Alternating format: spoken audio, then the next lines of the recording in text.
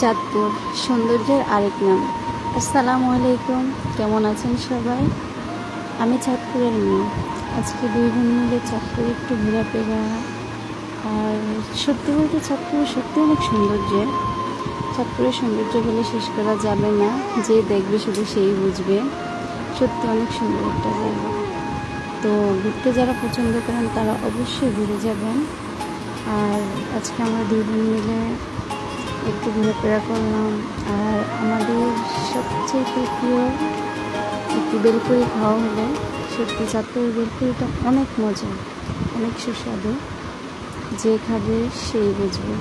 এই হলো সেই বেলপুরি।